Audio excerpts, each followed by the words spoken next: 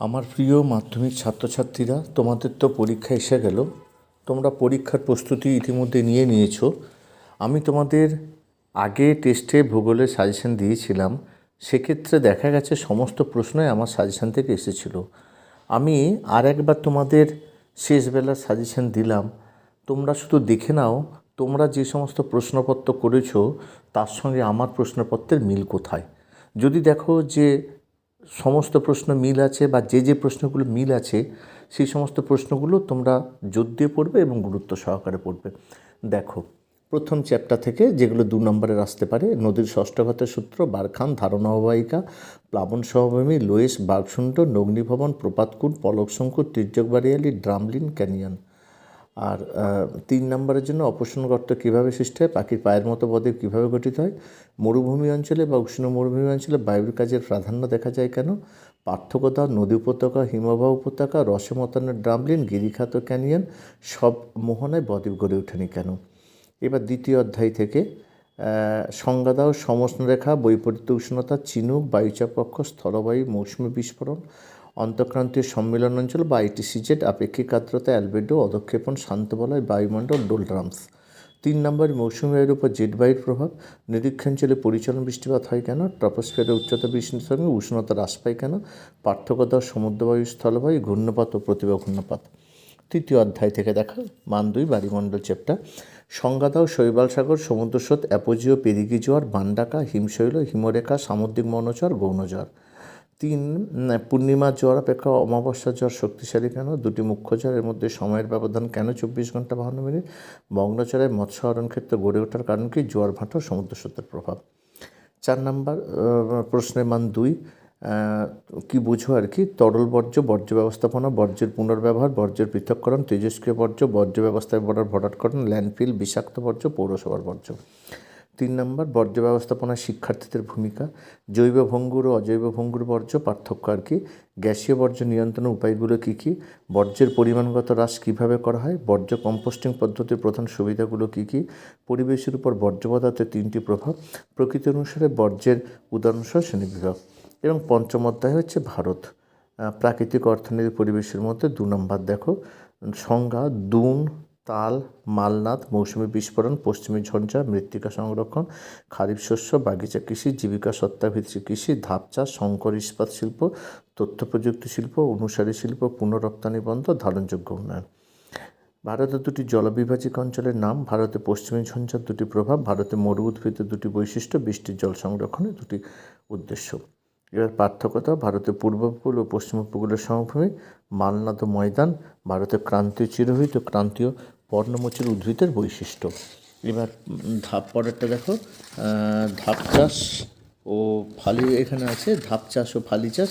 ভারতে কার্পাস শিল্পে 3টে সমস্যা, ভারতে শিল্প গড়ে ওঠার ক্ষেত্রে কাঁচামালের প্রভাব উদাহরণসহ লেখো। ষষ্ঠ অধ্যায় উপগ্রহচিত্র, ভূবৈচিত্র্যসূচক মানচিত্রের মধ্যে সংজ্ঞা হচ্ছে দূরসংবেদন, জিওস্টেশনারি উপগ্রহ, ভূবৈচিত্র্যসূচক মানচিত্র, সেন্সর।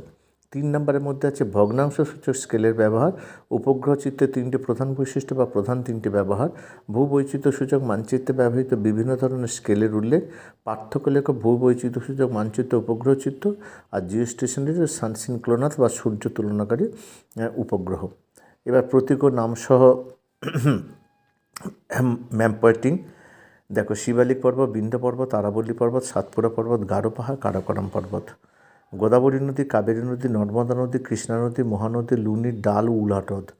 মেঘালয় মালভূমি, করমণ্ডল উপকূল মানে বছরের 2বার বৃষ্টিপাতযুক্ত অঞ্চলে, ইন্দিরা পয়েন্ট, কোঙ্কণ উপকূল, মালাবার উপকূল, ভারতের সর্বোচ্চ মালভূমি, চিল্কা হ্রদ ও কচ্ছের রণ। পরে 4 নম্বরের মধ্যে আছে পূর্ব ভারতের একটি জলবিদ্যুৎ কেন্দ্র, পশ্চিম ভারতের একটি তৈল শোধনাগার, দক্ষিণ ভারতের একটি চা উৎপাদক অঞ্চল ও পশ্চিম ভারতের তুলাবুলাই, পশ্চিম ভারতের একটি পেট্রো রাসায়নিক শিল্পকেন্দ্র, দক্ষিণ ভারতের একটি কার্পাস বন শিল্পকেন্দ্র, উত্তর ও দক্ষিণ ভারতের একটি ইঞ্জিনিয়ারিং শিল্পকেন্দ্র, পূর্ব ভারতের একটি তথ্য প্রযুক্তি কেন্দ্র, ভারতের বৃহত্তম মোটর গাড়ি শিল্পকেন্দ্র, পূর্ব ভারতের একটি জাহাজ নির্মাণ কেন্দ্র, দক্ষিণ ভারতের কফি উৎপাদক অঞ্চল, পশ্চিম ভারতের কৃষ্ণমৃত্তিকা অঞ্চল, একটি পলিমৃত্তিকাযুক্ত অঞ্চল, ভারতের ভারী ইঞ্জিনিয়ারিং শিল্পকেন্দ্র, পূর্ব ভারতের ল্যাটেরাইট মাটি, ম্যানগ্রোভ অরণ্য অঞ্চল, ভারতের বৃহত্তম আন্তর্জাতিক বিমানবন্দর, দক্ষিণ ও পশ্চিম ভারতের একটি আন্তর্জাতিক বিমানবন্দর, পশ্চিম ভারতের একটি মিলেট উৎপাদক অঞ্চল, ভারতের সর্বাধিক এবং সর্বনিম্ন জনঘনত্বপূর্ণ কেন্দ্রশাসিত অঞ্চল। আর শহরের মধ্যে আছে এলাহাবাদ, দিল্লি, বেঙ্গালুরু, কোচি, আহমেদাবাদ, চেন্নাই, হায়দ্রাবাদ একটি শুল্কমুক্ত বন্দর, ভারতের সিলিকন ভ্যালি। দেরাদুন কলকাতা মানে পূর্ব ভারতের মহানগর, ভারতের গোলাপি শহর, ভারতের হাইটেক বন্দর। এবার প্রশ্নের মান হচ্ছে 5, যেগুলোর পাশে স্টার চিহ্ন আছে খুব জোর দিয়ে করবে। 1, হিমবাহের ক্ষয়কার্যের ফলে, হিমবাহের সঞ্চয় কার্যের ফলে, হিমবাহ জলধারার মিলিত সঞ্চয় কার্যের ফলে সৃষ্ট 3টে ভূমিরূপ। 2, শুষ্ক অঞ্চলে বায়ু ও জলধারার মিলিত কার্যের ফলে সৃষ্ট ভূমিরূপগুলি চিত্রসহ বর্ণনা দাও। 3, নদীর সঞ্চয় কার্যের ফলে বা মধ্যগতিতে 3টি ভূমিরূপের চিত্রসহ বর্ণনা দাও। 4, গঙ্গা, পদ্মা, মেঘনার বদ্বীপ অঞ্চল মানে সুন্দরবন অঞ্চলে পৃথিবীব্যাপী জলবায়ু পরিবর্তনের প্রভাব। 5, বায়ুর ক্ষয়কার্যের ফলে গঠিত যে কোনো 3টে ভূমিরূপের চিত্রসহ বর্ণনা দাও। 6, পৃথিবীর বায়ুচাপ বলয়ের সঙ্গে নিয়ত বায়ুপ্রবাহের সম্বন্ধ চিত্রসহ বর্ণনা করো। বিশ্ব উষ্ণায়নের প্রভাব লেখো। আর সমুদ্র স্রোত সৃষ্টির কারণ বা জোয়ার ভাটা, ব্যাকেটে ভরা জোয়ার ও মরা জোয়ার ছবিসহ সৃষ্টির কারণ এবং মানব জীবনে তার প্রভাব। পরেরটা, পৃথিবীর জলবায়ুর উপর সমুদ্র স্রোতের প্রভাবগুলি আলোচনা করো। 10, প্রকৃতিগত বৈচিত্র্য অনুসারে ভারতকে কভাগে ভাগ করা যায় কী কী, যে কোনো একটি ভাগ সম্পর্কে আলোচনা করো, অথবা ভারতের পশ্চিম উপকূলের ভূপ্রকৃতির সংক্ষিপ্ত বিবরণ দাও। আর দৈর্ঘ্য প্রস্থ বরাবর হিমালয়ের ভূপ্রকৃতিটা করে রাখবে। পরেরটা, ভারতের পূর্ব এবং পশ্চিম উপকূলের সমভূমির প্রাকৃতিক বৈশিষ্ট্যের পার্থক্য নিরূপণ করো। 12 হচ্ছে যে ভারতের জলবায়ু নিয়ন্ত্রণের প্রধান কারণগুলি ব্যাখ্যা করো। 13, ভারতের পলি মৃত্তিকা ও কৃষ্ণ মৃত্তিকার বন্টন বৈশিষ্ট্য বা বিভিন্ন প্রকার মৃত্তিকার বন্টন বৈশিষ্ট্য। 2, ভারতের 2 প্রকার স্বাভাবিক উদ্ভিদের বন্টন, ক্রান্তীয় পর্ণমোচী মরু উদ্ভিদ বৈশিষ্ট্য আলোচনা করো, অথবা ওই চিরহরিত এবং পর্ণমোচী দুটোর করে রাখবে বন্টনে জলবায়ুর প্রভাব আলোচনা করো। ভারতের ধান, গম, ইক্ষু, চা, কফি ও পাট চাষের অনুকূল ভৌগোলিক পরিবেশ। 17, পূর্ব ও মধ্য ভারতে অধিকাংশ লৌহ ইস্পাত শিল্প গড়ে ওঠার কারণ বা কেন্দ্রীয় ভবনের কারণ কী। 18, পশ্চিম ভারতে মুম্বাই, আহমেদাবাদ কার্পাসবায়ন শিল্পের অধিক উন্নতির কারণ ব্যাখ্যা করো। আর 19 হচ্ছে ভারতের নগরায়নের কারণ এবং প্রধান সমস্যাগুলি ব্যাখ্যা করো। 20 হচ্ছে ভারতের অর্থনীতিতে পরিবহন ব্যবস্থার গুরুত্ব আলোচনা করো বা ভারতের অর্থনীতিতে রেলপথ বা পরিবহন ব্যবস্থার ভূমিকা লেখো। আমি যেগুলো দিয়েছি এগুলো একটু ভালো করে দেখে নাও, তোমাদের সঙ্গে মিলিয়ে দেখে নাও, আশা রাখি মিলে যাবে।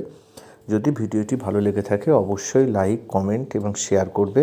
আর সাবস্ক্রাইব করতে ভুলো না, কারণ সাবস্ক্রাইব করা থাকলে এই ধরনের যে কোনো নোটস, সাজেশন তোমরা প্রথম পেয়ে যাবে। আজ এই পর্যন্ত, আবার দেখা হবে পরবর্তী কোনো ভিডিওতে।